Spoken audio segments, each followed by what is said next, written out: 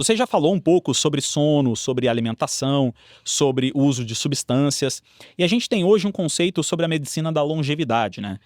Esse é um conceito relativamente novo, tem sido muito estudado nos Estados Unidos, grandes instituições como Harvard têm empenhado muito em pesquisas nesse sentido, e muitas vezes isso também acaba sendo levado por um caminho um pouco sombrio da medicina, que a gente sabe que existem profissionais que ganham dinheiro ou que acabam praticando a medicina de forma indevida, vamos dizer assim, vendendo expectativas para os pacientes de uma melhora substancial utilizando um soro ou de uma melhora substancial fazendo um método específico.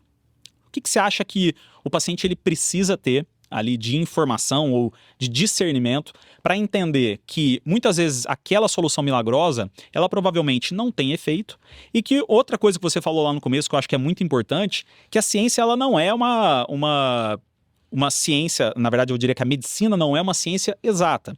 A gente tem estudos que mostram que algumas medicações, que alguns hábitos, eles têm um impacto direto sobre uma ou outra doença. Só que não necessariamente isso está relacionado para todas as pessoas. Como é que você acha que é o ideal para que a pessoa entenda? Gente, eu acho que essa informação é uma informação de qualidade, aquela informação é uma informação duvidosa. O que te faz suscitar essa sensação?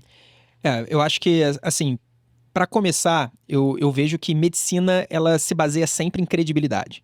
Então, assim, eu vou acreditar numa informação de alguém que tenha credibilidade. E a pessoa ganha credibilidade falando informações certas com consistência ao longo do tempo. Então, por exemplo, a gente está começando aqui. A gente está começando a Outlive. Então, as pessoas que não nos conhecem, que vão dar de cara com o nosso conteúdo, elas vão pensar, cara, quem são esses caras? Só que a gente não tá aqui, a gente tá começando hoje, mas a gente não vai parar hoje, amanhã, depois da manhã. A gente vai publicar conteúdo por muito tempo. E ao longo do tempo, as pessoas vão começar a ver que nós trazemos informações com responsabilidade e com credibilidade. Eu acho que isso é muito importante porque não dá para você confiar em qualquer pessoa, ainda mais nessa era de internet. A gente vê que existem não só médicos, como profissionais de saúde, e às vezes a pessoa não é nem profissional de saúde e publica coisas sobre saúde na internet que são, com perdão do termo, mas na verdade são picaretas, né? São pessoas que estão ali, na verdade, para coletar dinheiro, para ganhar dinheiro em cima das pessoas, mas que não têm, primeiro, nem capacidade e também elas não têm, enfim, caráter para chegar aqui e falar sobre medicina. Então, acho que isso é muito importante, até porque a gente vive num mundo que até mesmo os meios mais tradicionais, aqueles meios de comunicação, tanto no Brasil, nos Estados Unidos, no mundo inteiro, aqueles meios que sempre detiveram muita credibilidade, eles começaram a ser questionados. E aí eu acho que entra outro ponto que eu cheguei a tangenciar na última resposta, que é a existência ou não de conflito de interesses. Isso é importante porque quando a gente vê que alguém tem conflito de interesses falando sobre determinado assunto, é claro que a gente precisa colocar um pezinho atrás. Porque aquela pessoa está falando que tal coisa é boa, mas ela é beneficiada ao falar que tal coisa é boa. Então, eu acho que a gente tem que tomar certo cuidado em relação a isso. E aí, você falou sobre alimentação, né? Sobre a pessoa de home office comendo mal. E eu tinha falado sobre como essa medicina apenas curativa, ela dá dinheiro.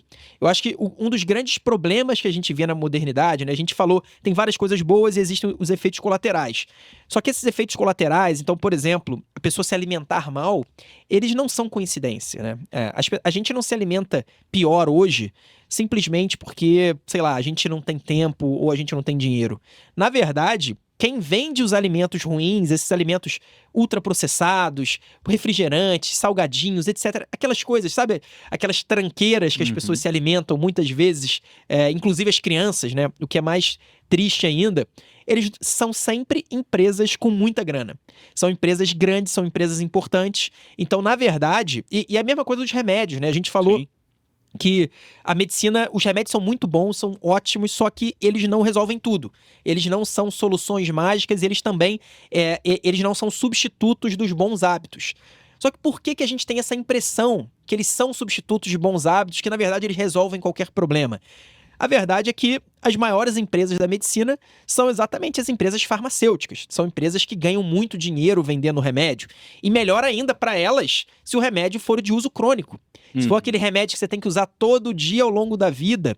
E importante, Muita gente precisa tomar remédio todo dia ao longo da vida. Eu não tô falando que isso é ruim como um todo, mas eu tô falando que existe um certo viés, existe um certo conflito de interesse que, infelizmente, em alguns momentos vai atingir, inclusive, as pesquisas científicas. Então, eu vejo na internet um certo exagero em teorias conspiratórias. Porra, tal coisa só existe porque tem alguém ganhando aqui, alguém ganhando ali. E, claro, a gente não adere a esse tipo de discurso. A gente tá vendo aqui, a primeira coisa que a gente falou nesse podcast é que é fato que a expectativa de vida aumentou, que a nossa vida está cada vez mais longa, que a mortalidade infantil caiu, que a vacinação de crianças é ótima, que o saneamento básico aumentou também, a chance não só de crianças como adultos também viverem bem, viverem melhor. Então, na maior parte das coisas, a modernidade veio para ajudar a nossa saúde. Só que a gente também não pode fechar os olhos para coisas óbvias, para problemas importantíssimos e que são problemas que afetam a nossa qualidade de vida, que afetam a nossa alimentação, que afetam, inclusive, a nossa capacidade aí de realmente aderir a bons hábitos e não aderir a certas muletas, que são muletas que dão lucro para determinadas empresas. Então, eu acho importante a gente ter essa cabeça aberta, pensar sempre nos argumentos prós e contra. Hoje é um episódio mais de panorama geral, né? Um overview sobre saúde. E a gente não está trazendo estudos científicos, a gente não vai discutir isso a fundo hoje, mas ao longo do tempo vocês vão ver muitas vezes nós discutindo evidências científicas, para a gente conseguir também dar a nossa opinião. Porque é o que eu falei, né? A ciência, ela não quase nunca a ciência é exata. Tirando áreas da ciência, como física, matemática, etc. Mas áreas biológicas, quando a gente fala de saúde, a ciência, na verdade, ela extrai da realidade premissas.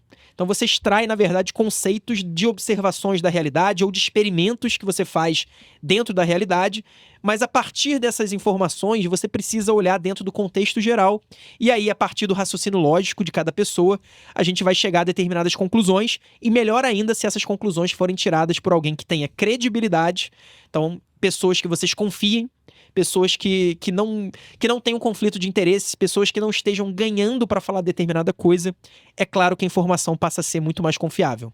Perfeito. Eu acredito que uma boa régua que pode ser utilizada é o extremismo, né?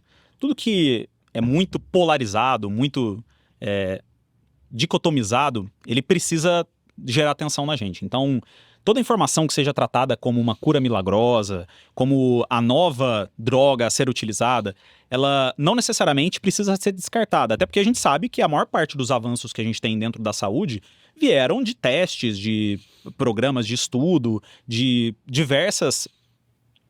vou dizer assim, que diversas parcelas ali de estudo para que a gente consiga chegar, por exemplo, numa droga aprovada ou num tipo de teste diagnóstico que seja correto. Então, passou-se muito tempo até aquilo comprovadamente ser eficaz. Então, tudo que for extremo, seja uma cura imediata, seja o remédio milagroso, seja a nova técnica, eu acho que as pessoas têm que tomar cuidado. E é exatamente isso, é consistência, né? Se eu vejo sempre uma pessoa falando, se ela tem embasamento científico para falar sobre aquilo, se ela me mostra que aquelas evidências científicas, elas se encaixam na nossa população, que a gente sabe muito bem, existem populações específicas em que a incidência de algumas doenças, né, o aparecimento de algumas doenças é muito maior. Então faz sentido nessa população, por exemplo, eu pesquisar essa doença em específico de forma mais precoce.